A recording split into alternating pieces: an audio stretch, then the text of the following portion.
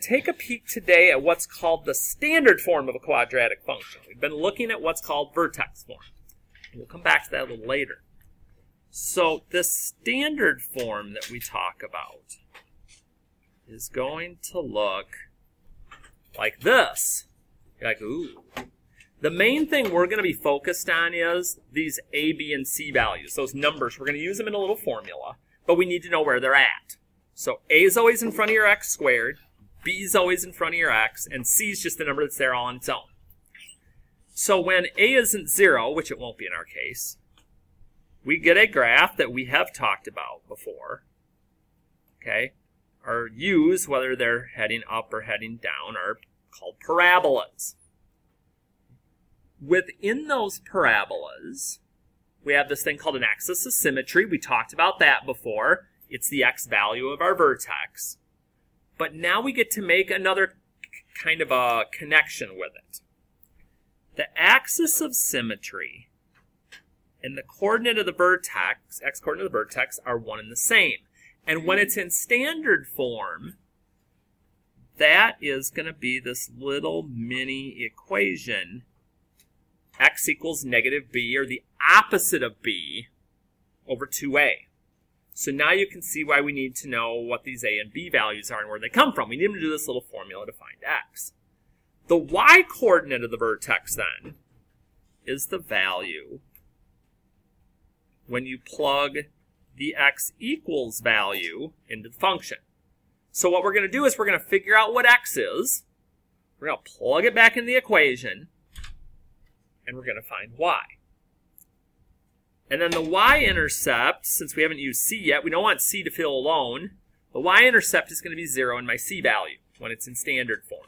We don't talk about that a whole lot, but knowing a little bit about it doesn't hurt. So when we actually get to the graphing part, I'm going to initially show us everything with these, doing them as though we don't have a calculator available, at least not a graphing one. And we'll kind of go from there. So what is the graph of this? Okay. I am always a fan of labeling right away what my A, B, and C values are. Okay. Will they always be in order? Typically, but just in case, again, we want to make sure. So, the equation of my axis of symmetry is the opposite of B. So the opposite of negative 8 is 8 over 2 times A over 2 times 2. Now, most of these are going to be set up where you can do them in your head. Like this one, I would say for sure I can, because 2 times 2 is 4, and 8 divided by 4 is 2. And the reason I say we want to try and do them in our head is this. If I go to type this into my calculator, and I guess I'm, for lack of a better word, careless, and I hit 8 divided by 2 times 2. What? Why did I get 8? You got 2. Because the calculator is going to go left to right, because divide and multiply are on the same level. It's going to do 8 divided by 2 and then multiply it by 2. If you're going to put it all in the calculator at once, if you feel that need sometime, you've got to make sure you use parentheses in the denominator for those two numbers you're multiplying, okay, the 2 times the a. Then you'll get to the same number, and it'll work. But most of the time, I think you're going to be able to do it in your head. So then we're going to find the y value when x equals 2. So I go back to my original equation, and every time I run into an x, I'm going to replace it with the number 2 in this case. So that's my x value. And I find x in 2 different places.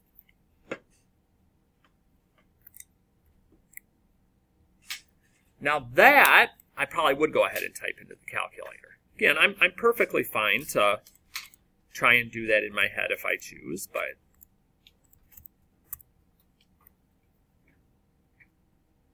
I can get my y value, and now I have my vertex. I have the x, I have the y.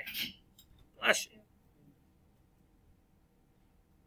And then just again, so we don't make C feel lonely, my y-intercept is going to be 0, C, in this case 0, 5. Okay, so I've gotten quite a bit of information here that I could use to help me as I go and get ready to graph this. Now, as we did on the last section of notes, there are going to be some parts we're going to kind of get rid of just because I've gone through and I'm going, that's not actually helpful. That's actually hurting this more. So we're going to skip this middle part. And we're going to go into graphing the way that we've been used to doing. So, here's how this is going to work. If I want to go ahead and use a chart for this, okay, there's a couple of ways I can do it. I can go straight to the calculator. That's completely legit. We'll even take a look at that when we get done here. But otherwise, here's what we're going to do. We're going to put our vertex value in the middle. So 2, -3. I'm even going to label it as my vertex so I can remember later why I put that there. To get my other values, okay, so if I'm starting at x equals 2, I want two numbers that are less than that, 1 and 0. So I just kind of start going to the left on my number line. And then I want two numbers that are greater than that. So if I started going to the right, those next two values would be 3 and 4. So you're like, wait a minute. So am I going to have to plug all 4 of these numbers back into that like this? I mean, it wouldn't take forever, but no, you're only going to have to do 2. Why is that? Because of symmetry. Okay, we've talked about symmetry. We've seen all those y values that are the same above and below my vertex. So all I have to do when I'm doing these, and why I'm using the dots and little triangles, is I've only got to plug one of the dot numbers in, and it'll tell me both. I only have to plug in one of the triangle numbers in, it'll give me both. So for instance, let's say I decide I'm going to plug in 4 here. Move this around a little bit so we can hopefully squeeze everything in here. We'll move things in a second if we need to. So here, let's say I do 4. So I'm going to start plugging the 4s in where the x's are at. So x is out, 4's in. Bring this over for a second. Gets me 5. So both of these are going to be 5. Okay, I can still plug in for both of them, but by the time I know that's true. And then the same thing here. I can plug in 1 or 3. It doesn't matter. So I go back and I'm like, all right, so I don't know, let's go with 1. I'll get the same answer either way.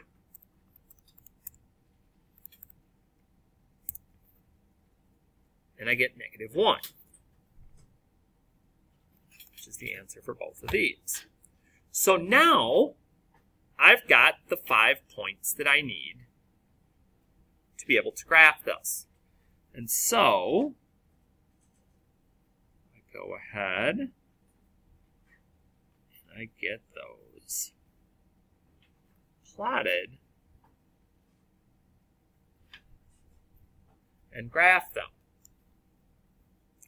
So this is more of my theory of working with it, if I didn't have a calculator available. Or even if I did, I need to work on my mental math, or maybe, several reasons. But if you do have access to a graphing calculator, and you want to go into y equals, not quite feeling comfortable yet with some things, and you want to pull up the chart, okay, I'd still want to know what my vertex was, 2, -3. But now if I get that in the middle of my chart, just like we had when we did these for the last couple of days, I see the symmetry below and above my vertex. I see the exact same y values. So if I wouldn't have made a chart, I still could come here and say, okay, 3, -1, and 1, -1. I'd have plotted those. 0, 5, and 4, 5. I'd have plotted those two numbers, and I'd have connected the dots. So they both get me the graph that I need, no matter what tools I may have available, or not have available in some cases. And then finally with these, we're going to do domain and range. So reminders again.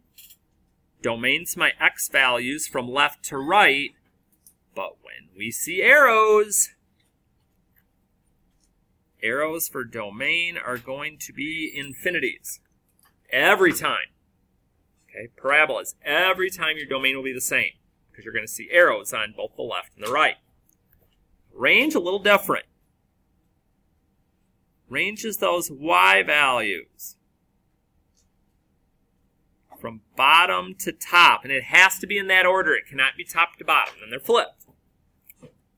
So the bottom doesn't go down forever. I don't see arrows going down. I see this is my lowest point at -3. But they do go up forever. And I get that set. And that's it. So anytime we're asked to graph and they're in standard form, we use my little formula to get x, we plug it in to get y, and then we use the calculator or a little chart to get those working. But what if we're in vertex form and we need to or want to get to standard form? When this happens, we need to FOIL or box it out. Now, I don't think I've chatted about the boxing here yet. I don't think. So, foiling, we know what that is. It's when we take two sets of parentheses and we do the little line thing. And some of you are fine with that, and you just keep rolling with that if that's good for you. But if you tend to be the person who just puts this and calls it x squared plus 9, because you think you're just distributing, this might be better for you. So just a reminder here that x plus 3 squared in actuality means we have two x plus 3's. And the reason that's important is whether I'm going to FOIL or whether I'm going to box. I'm going to box here this first time. It's just a more visual way of foiling. I'm going to put an x plus 3 on each side of my box. And I'm multiplying the values on the outer edges to fill it in. So in other words, in this first box on the edges I have x and x. X times x is x squared. X times 3 is 3x. 3 times x is also 3x. And 3 times 3 is 9. So when I go to write this out, okay, I got one x squared term. That's the only one I have. Now that my box is full, I'm just combining like terms. Don't multiply 3 times 3 here. It's 3 plus 3, which is 6x. Plus 9, that takes care of my x plus 3 squared here, but that plus 4 is still lurking, so it still needs to be part of what I do. And so the only part left now is to combine my like terms, and I will be in standard form. And there it is.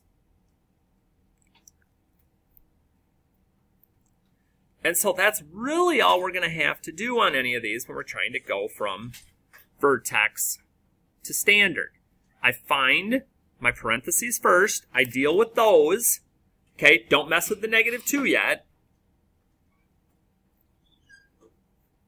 So x minus 3 along each edge. So we're just taking care of the parentheses, and the other stuff will come in with after that. We're multiplying together the outer terms to fill the box.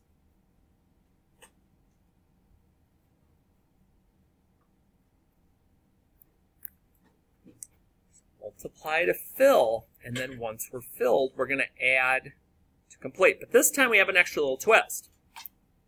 We got this -2 sitting outside the parentheses. Like, okay, so how's that work?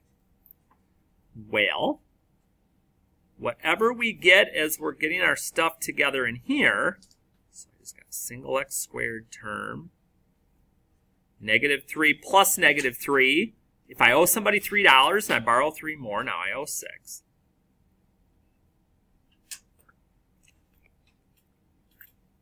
Can't forget my -1 out here. But now since there's a number out front, that value's got to be distributed all the way through my parentheses. So I'm going to multiply each of these terms by -2.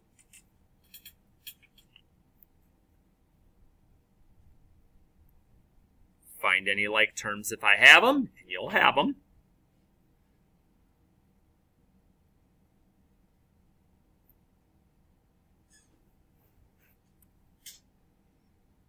And I'm set.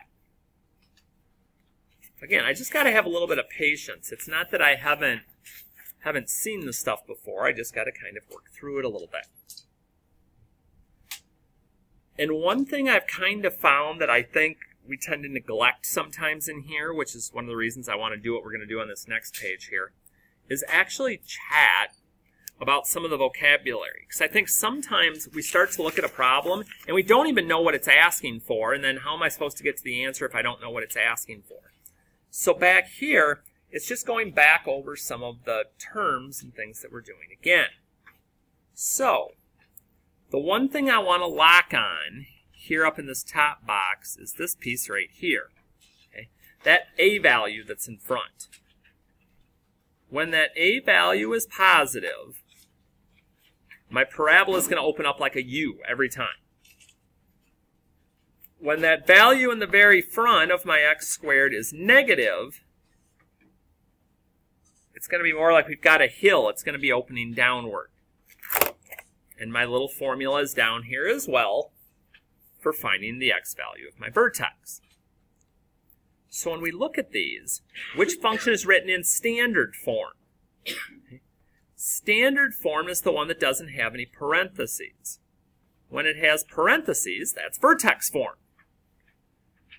So this help sheet will be there kind of to help you even as you're going through to keep the terminology straight. Which has an x coordinate of negative 5. Well, that's got an x. Over here, that's the y coordinate. Little details. Which one has a y-intercept of 2? The only one we've talked about with a y-intercept is standard form. Okay, that plus 2 means something different. That's my vertex.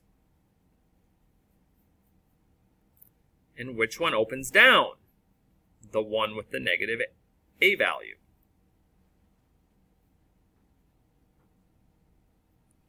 So just some of those things. Because that way, if I do ask a question sometime about a y-intercept, or does it open up or down, or something like that, you know where to look and to kind of see how that works. And then the vertex form is down here below. Which one's in vertex form? The one with the parentheses. That's my vertex form. Which one has a vertex of negative 2, 4? The one that's in vertex form. It's the only one I can get the vertex from right away. If I did this one, I'd have to do my little formula to get there, because that's in standard form. But even in this form, which one opens upward? The one with the positive A value. And we are not playing with number 8, because that's just not a good idea right now. So use this to help with some of the vocab if some things are starting to frustrate you a bit with that. Okay. So as we get to the back, I don't want to do a bunch of these, but I do want to make sure that we get in a little of everything. So we're going to do numbers 3 and 4 here. And then I want to do one of the homework problems with you too. Okay. Write the function in standard form. In other words, we got to get rid of the parentheses. So we're going to start with number 3 here. I'm going to do a box first, which I'm actually going to get back on the screen here. So just the stuff in the parentheses gets included in the box. And again, when we fill the box, we are multiplying, which means we add exponents, because that's what exponent rules tell us. When we multiply, we add. X times 4 is 4x. 4 times x is 4x. 4 times 4 is 16. So when I go to start putting these pieces together, I've got to remember on this particular one, hey, there's something on the outside. So as I start to combine like terms, again, we're just adding and subtracting at this point. We're not messing with the exponents anymore once the box is full.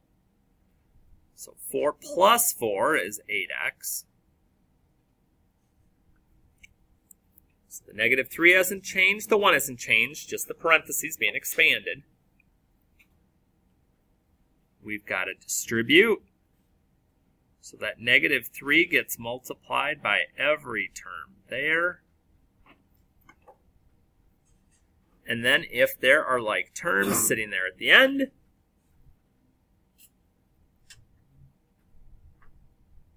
we will go ahead and get those together to get my standard form. Luckily, I don't have to graph that because that would be kind of a pain.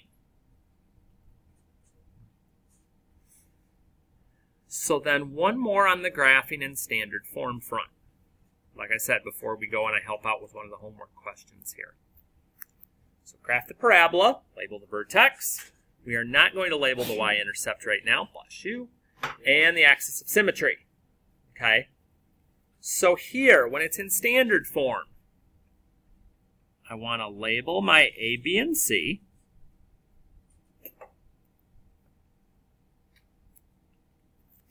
And then I need to use my little formula to calculate the x value of my vertex.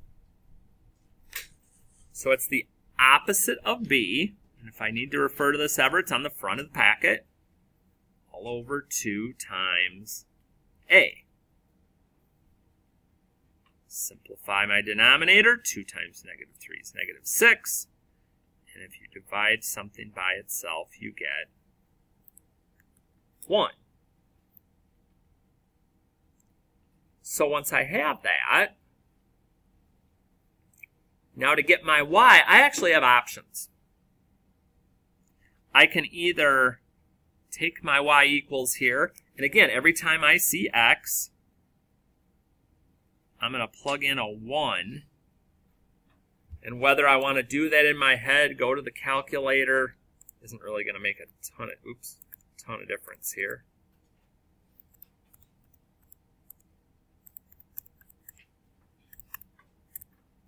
So I get 5. Now let's see, did I type in everything right? Let's see. I think so.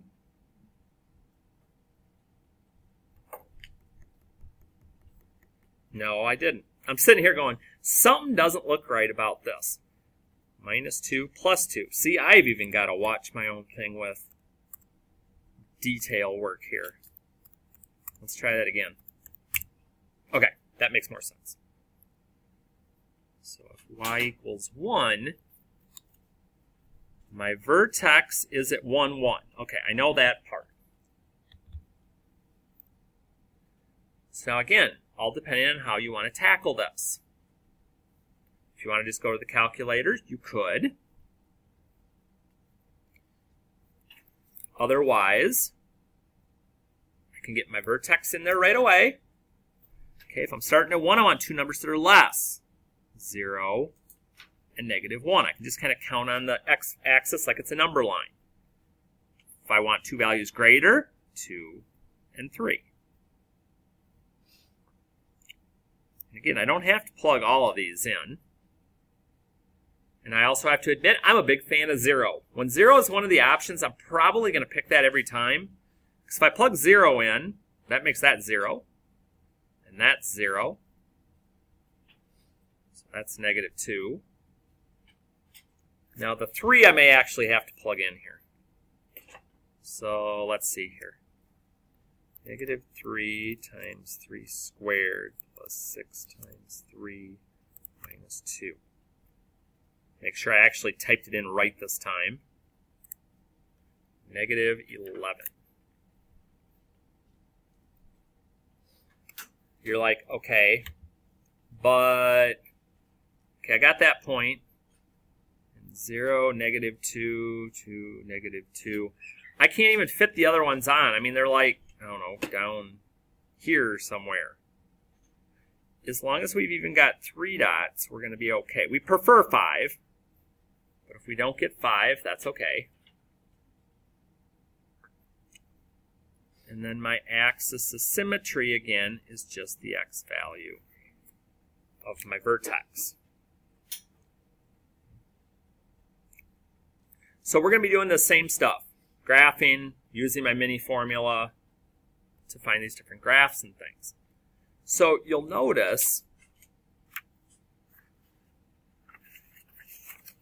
we've got the homework up here at the top. I need to find, there we go. I was going to say I need to find myself a piece of graph paper here.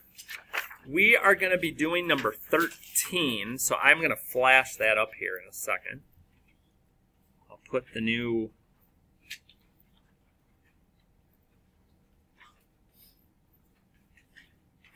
I'm going to do number 13 first. So for those of you that need to put them in order and you want to do the one on the bottom, that's fine. And you're like, okay, so why do we need to do number 13 together? Well, let me show you.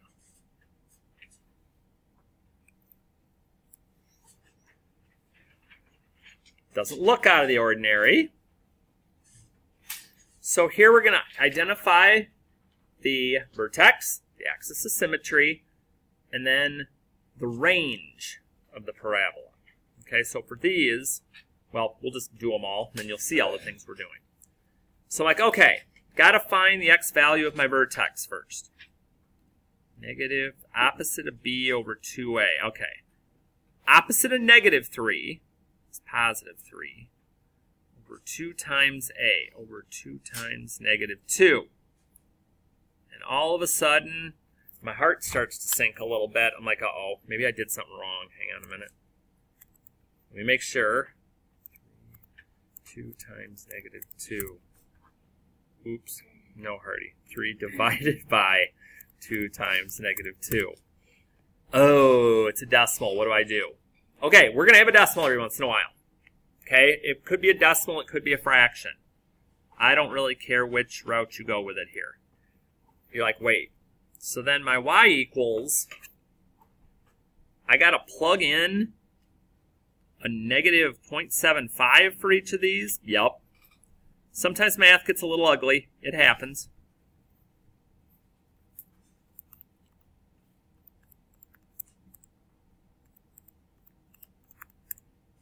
Now here I really do want to make sure I typed in everything right. Nope, didn't. Telling you, you can see I've even got to watch it with these. Okay, negative, squared, yes. Negative, okay. Ew. Yuck. So you're like, okay, Harty, that's just awful. Negative 0.75, 5.125. Okay, first, how the daylights do I graph that? Well, negative 0.75 is not quite to negative 1. And 5.125 is a little above 5. So about right there. You're like, okay. But then this is still going to be crazy. Because how exactly, even if I put my vertex in the middle, and I figure that out, these aren't whole numbers. How am I supposed to get the other values in here? Can I just go to whole numbers? No, because I won't see the symmetry. Okay, so what do? I take whatever the x value is of my vertex. I'm going to minus 1 from it. Okay, whatever that is. That's my next number above it. I'm going to minus 1. That's going to be my next number above it. Okay, I'm even going to have to build my x's this time. Life happens. What about for the other side? Well, I want 2 numbers that are greater. So I'm going to add 1 each time.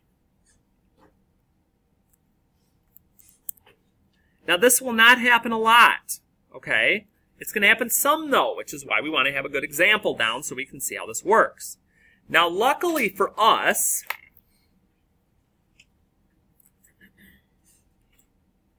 we have a calculator. It doesn't have to be a graphing fancy one. But here's where some of you are going to have to learn to do some of this. Because let me show you something quick before we do these. If I go to y equals and pull up the chart, guess what? I get whole numbers. Now, is there a way I could mess with these to get them to the decimals I want? Yes, but with all the screwing around I did, I could be done already. So I'm not going to even explain how to go that route. What we're going to do is we're just going to pick one. So let's say we pick this one. we're going to plug it in. So negative 2, 1.25 squared. Any basic scientific calculator does this. Minus 3, 1.25. Plus 4. Okay, make sure I got it right. 1.25 squared, 1.25, 4. Yep. Negative 2.875. And that goes for the top one as well. So now I just got to do it one more time for one of these two values. It doesn't matter which one. Oh, dear. Pardon the interruption. Yes. Can you please send Diana Anderson to the counseling office? Okie dokie. Thank you. Yep.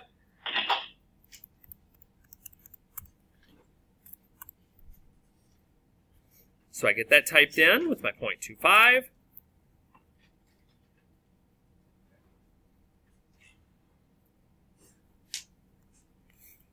Like I said, most of them will not be crazy like this. But then when I go to graph, I still can. Okay, so almost to negative 3. And almost to negative 3 this way. Again, we're just approximating. Almost to negative 2. Past 3. I've already got my vertex. A little past 0. A little past 3. And a little past 1.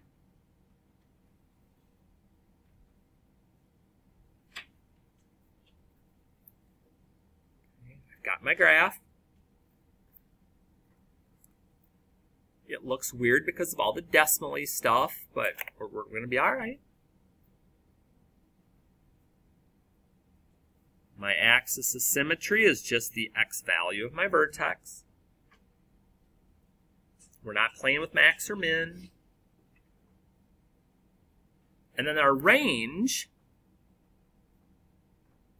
now remember, goes from bottom to top. Bottom is arrows. So we start at negative infinity, and we work our way up to the top. And the y value, hey, is the same as my vertex. The other ones you do will be simpler because they're going to be, for the most part, whole numbers. But I wanted to make sure the fractions or decimals don't throw us off too much. Okay? So we're going to spend today, the time we got left, and then Monday just doing a worksheet, going back over a few things again. But you've got to be getting that practice in right away, because otherwise you're going to get to a quiz. Yeah, quiz. And you're going to freeze. Okay, we don't want that to happen. So get the practice, check the answers on the key, at least do a couple. The book's open, so you can click and get that going too if you want to hang on to a book of your own. And we'll tackle it again next time.